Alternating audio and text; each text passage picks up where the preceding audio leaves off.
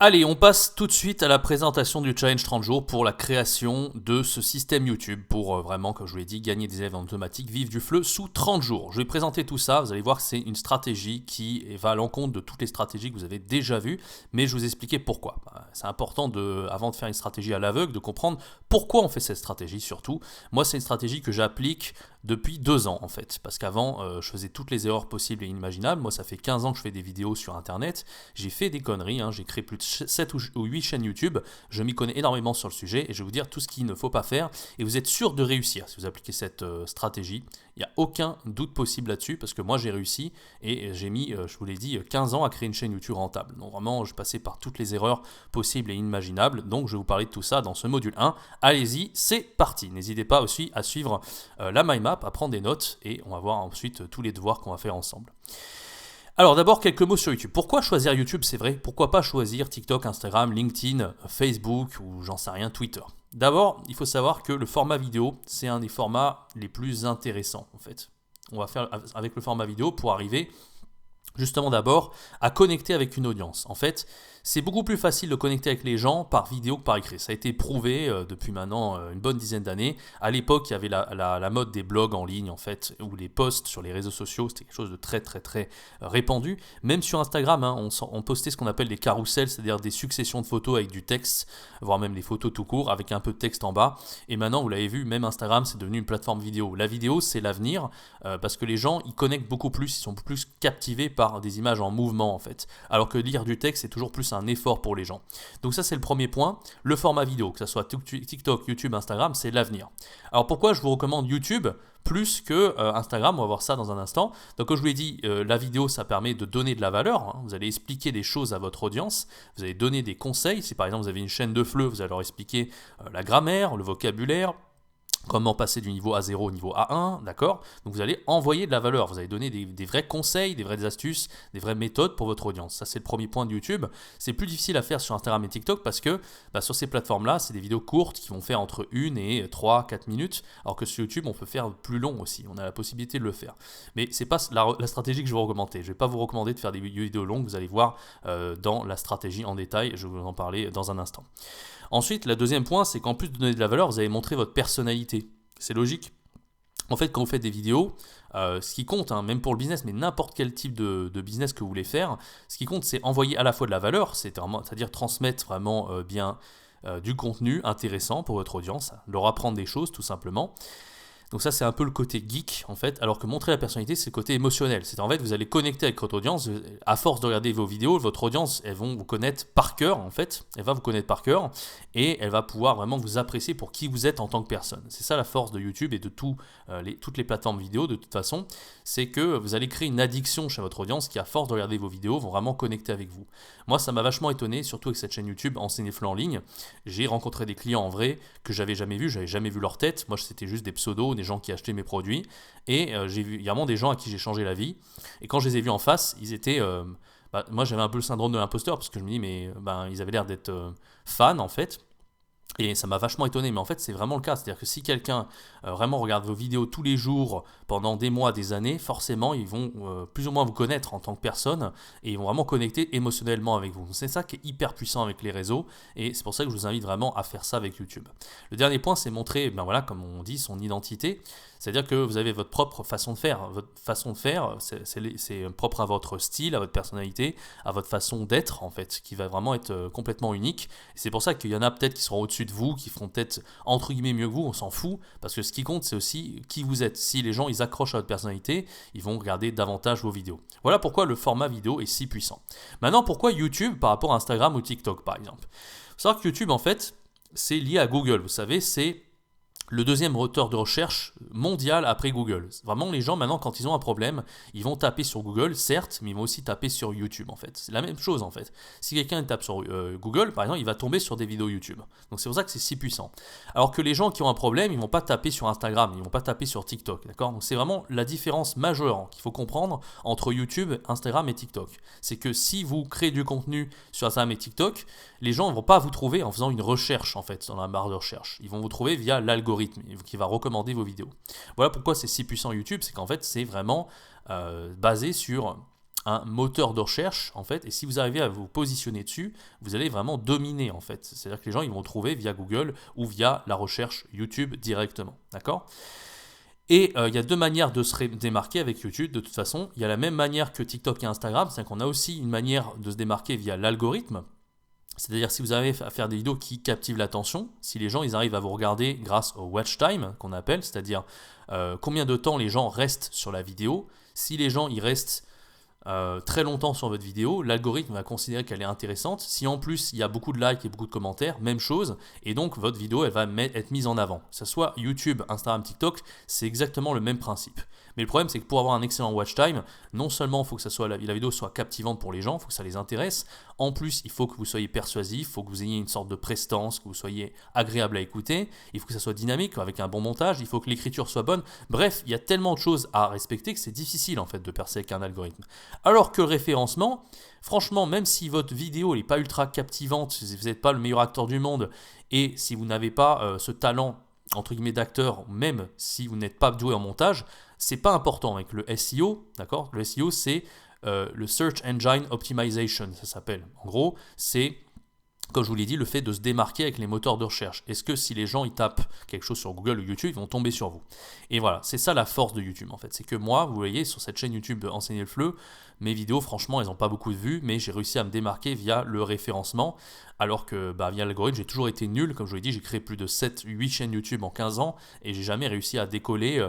Au mieux, mes vidéos, elles ont pu faire quelques milliers de vues, mais bon, c'est vraiment pas incroyable. J'ai jamais fait des vidéos qui ont fait des centaines de milliers de vues ou des millions de vues. Hein. Donc voilà. Vraiment, et la plupart des gens qui vous disent percer sur YouTube, ils vont vous dire essayez de percer via l'algorithme plus qu'avec le référencement.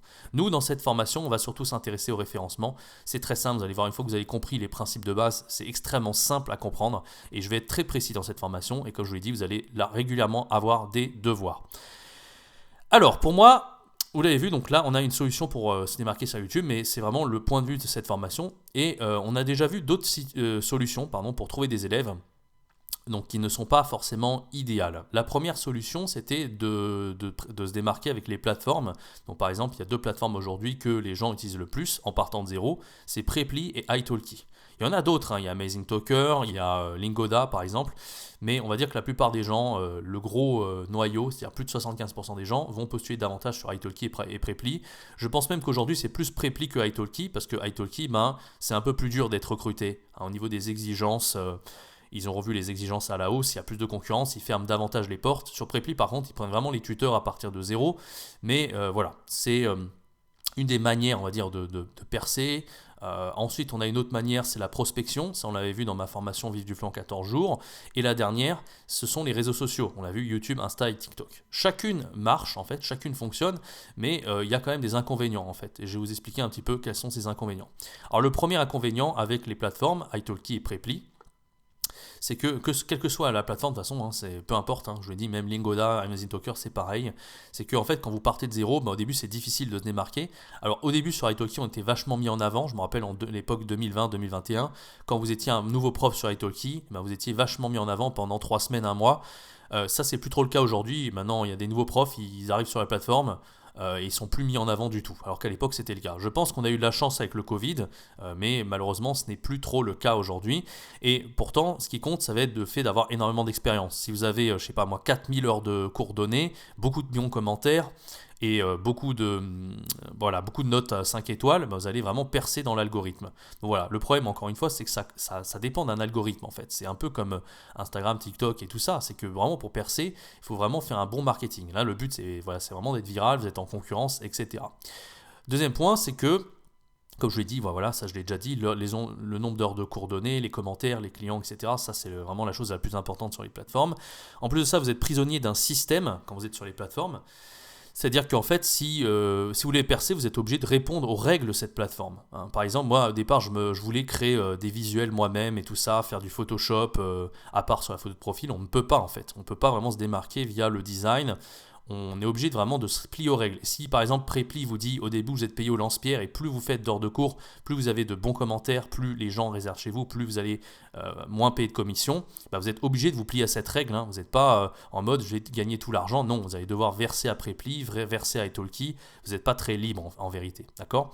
Un des derniers points, c'est que Bien sûr, le marketing est très important en fait, et c'est ça bien ça le problème, parce que vous n'êtes pas dans votre zone de génie. Si vous n'êtes pas des marketeurs, d'accord, vous êtes obligé de vous intéresser à fond au marketing. Il n'y a pas le choix sur les plateformes en fait. C'est-à-dire que les mauvais profs, eux, c'est juste ceux qui font des cours, qui se soucient pas en fait de se démarquer des autres profs. Et ceux qui font un meilleur marketing ont même peut-être plus de chances de percer, même s'ils sont moins bons profs que certains autres. Donc voilà, le marketing est extrêmement important sur ces plateformes. En plus, la concurrence est beaucoup plus importante. Bah oui, depuis les années, on l'a vu là, depuis en 2020-2021, il y avait déjà beaucoup de gens sur la plateforme, mais bon, c'était le début. Et maintenant, en 2023, voilà, tout a explosé. Maintenant, on a moins de demandes, mais on a plus de gens qui veulent rejoindre la plateforme. Donc voilà, une très grosse concurrence, donc ça, c'est pas facile. Et puis sur le long terme, c'est très compliqué. En fait, moi, j'ai vu des gens qui perçaient sur ces plateformes, j'en ai connu plein, hein, qui restaient vraiment pendant 7, 8, 9 ans, 10 ans sur la plateforme. Ils continuent à vivre leur vie, mais ils gagnent toujours pareil, parce qu'au bout d'un moment, si vous êtes à, je sais pas, 30 euros l'heure, ça va être difficile d'atteindre les 40, 50 euros l'heure en fait. Parce que, comme je vous l'ai dit, une grosse concurrence. Et si vous êtes trop cher, vous allez garder quelques élèves peut-être, mais ceux qui sont un peu moins chers que vous, 10 euros de moins, eh bien, ils vont grappiller tous les élèves en fait. Il y a encore quand même une concurrence des prix sur les plateformes. Et c'est pour ça que c'est si difficile en fait d'évoluer sur le long terme.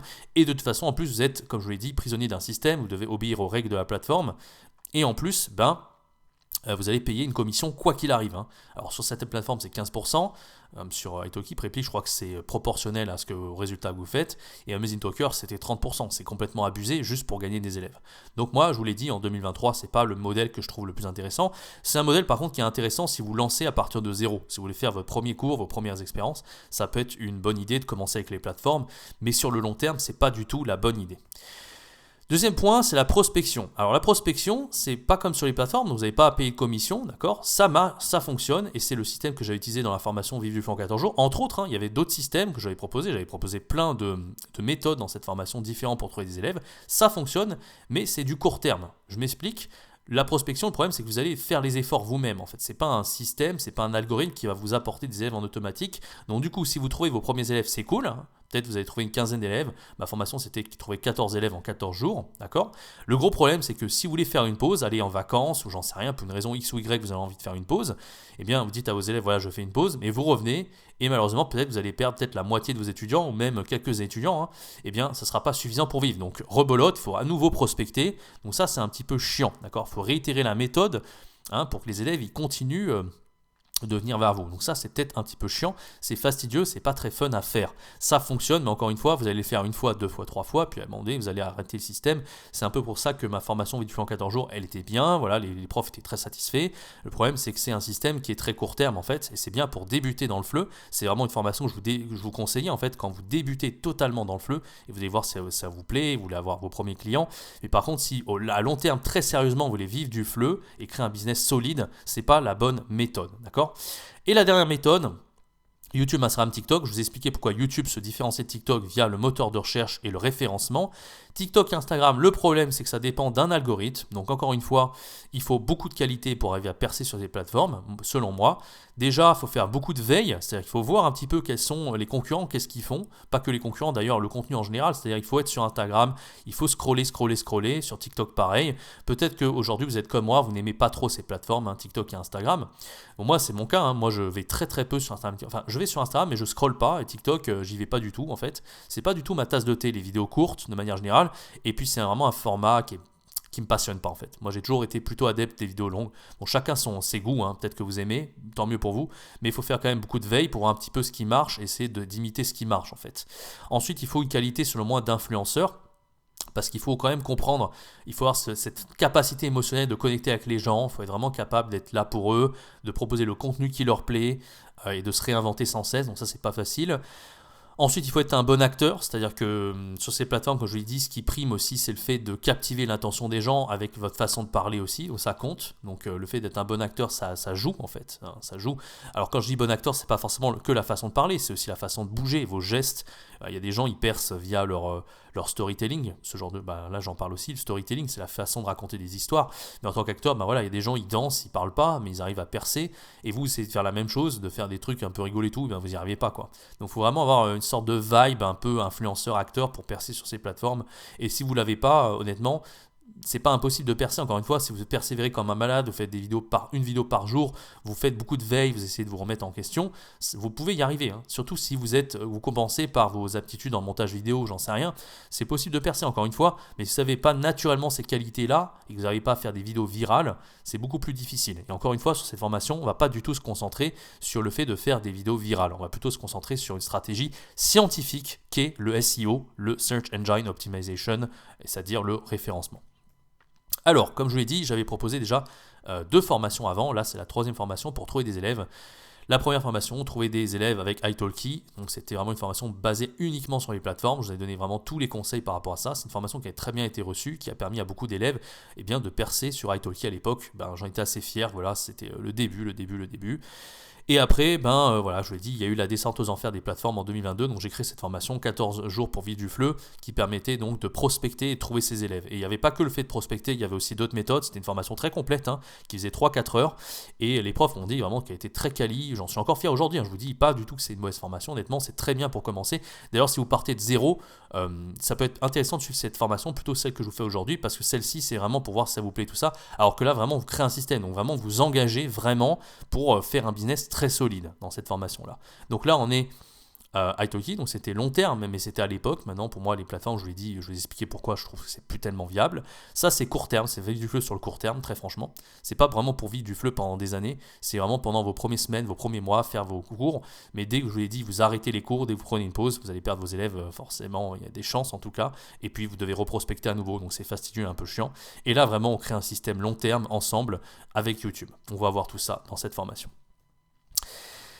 Donc la force de YouTube, en fait, pourquoi on va utiliser YouTube plutôt que TikTok, Instagram ou même ce qu'on a vu, les plateformes où on prospectait, c'est que déjà, on n'a pas besoin de plaire à un algorithme grâce au SEO. On peut trouver des clients sur le long terme grâce au référencement, d'accord ?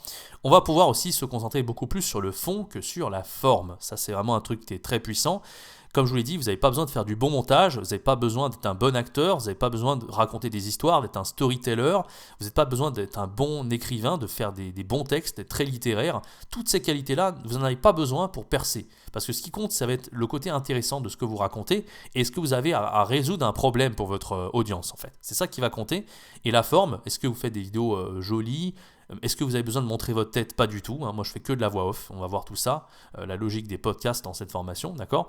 Et l'idée, ça va être plutôt de faire de la quantité, alors de la régularité, c'est-à-dire qu'il va falloir faire une vidéo par jour. Alors, je sais que ça va vous faire peur comme ça quand je vous dis une vidéo par jour, mais vous allez voir que c'est beaucoup plus simple à faire que ce que vous pensez, en fait. Moi, au début, je m'en sentais pas capable. Très franchement, au début, moi, j'étais le genre de personne à faire une vidéo tous les 2-3 mois. Au début, j'étais vraiment un énorme perfectionniste. Je procrastinais. Je voulais toujours faire des trucs parfaits. Et aujourd'hui, je suis capable de tourner 7 vidéos en une journée. Et vraiment, c'est pas une blague quand je vous le dis. Donc je suis passé du mec qui fait une vidéo tous les 3 mois à 7 vidéos par jour.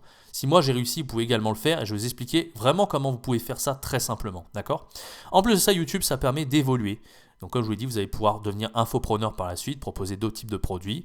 Et ça, c'est vraiment un truc qu'il faut retenir, c'est que YouTube, c'est un actif en fait. Contrairement à Instagram, TikTok et les autres types de réseaux sociaux, même les plateformes, c'est que c'est un actif. Qu'est-ce que ça veut dire un actif ? C'est-à-dire que en fait, c'est comme quand vous investissez dans un appartement, par exemple. Si vous avez de l'argent, vous investissez dans un appartement, dans l'immobilier, ou alors vous investissez en bourse. En fait, ce que vous investissez aujourd'hui, dans 10 ans, ça va vous rapporter. Ça va continuer de vous rapporter. Dans 20 ans, pareil, 30 ans, etc.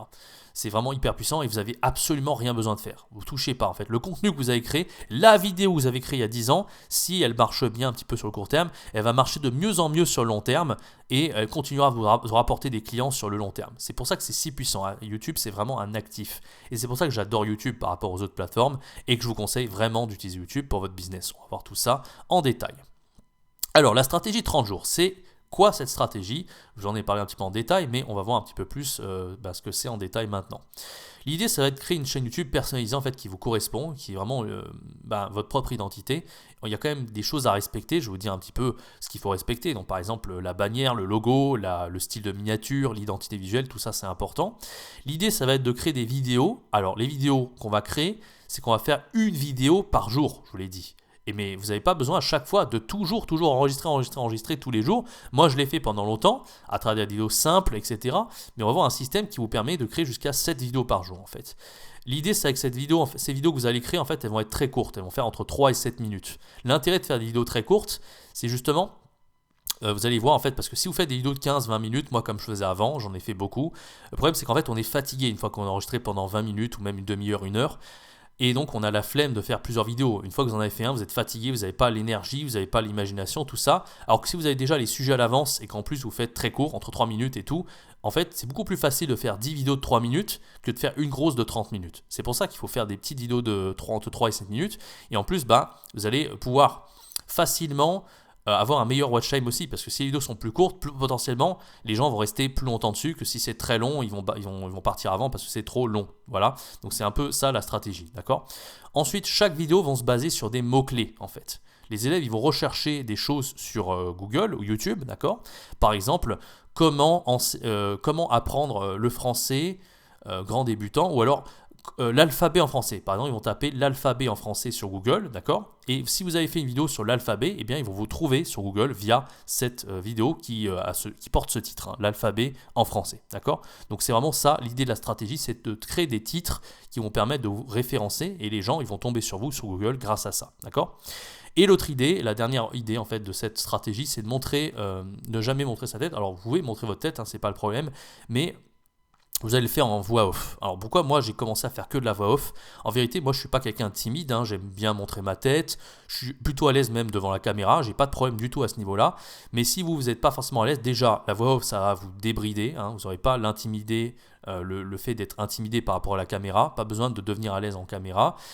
Pas besoin de faire attention à quoi que ce soit, pas besoin de mettre du maquillage, faire attention à vos vêtements, à votre décor qu'il y a derrière, rien du tout. En fait, ça vous enlève tellement de friction avant de commencer à enregistrer que ça va être tellement plus simple d'enregistrer pour vous. Et moi, ça a vraiment été le déclic que j'ai eu, c'est de faire de la voix off, parce qu'au final, je me suis rendu compte que ce qui comptait, c'était pas la forme, mais le fond, d'accord. Donc tout ce que vous dites, en fait, vous n'avez pas besoin de montrer vos expressions faciales. Juste, les gens, ils entendent votre voix et ils vont recevoir de la valeur, en fait. Même des élèves, il n'y a aucun problème là-dessus.